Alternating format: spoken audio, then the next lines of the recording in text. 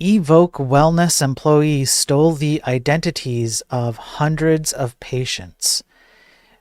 This is a good example of how, irrespective of how much security you put into your software or your website or whatever it is, there are always going to be ways around that. You can't account for the fact that people from within can turn on you for any reason at all.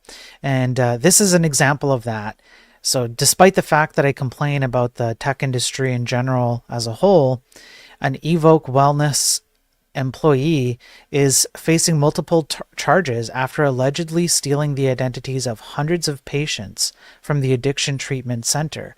It's an unnamed 33-year-old former employee at the Hilliard Addiction Center, worked there from November 2021 to July 2024.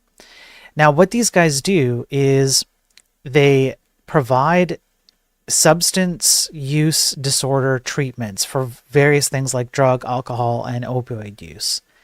So this person stole a bunch of data from people who have, personal abuse problems, and then sold it on the dark web. Say what you will about the state of the tech industry and how little the people in tech tend to pay attention to security issues, how much we've obfuscated and abstracted away with stupid paradigms, the entire premise of coding, all of these things that I constantly complain about.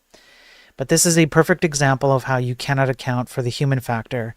And this data got out there, and then of course this data gets used to blackmail people, identity theft, and so on. The man allegedly stole names, addresses, birth dates, and social security numbers of at least 240 people. Now, this could be someone you care about, right? This is the sad part. And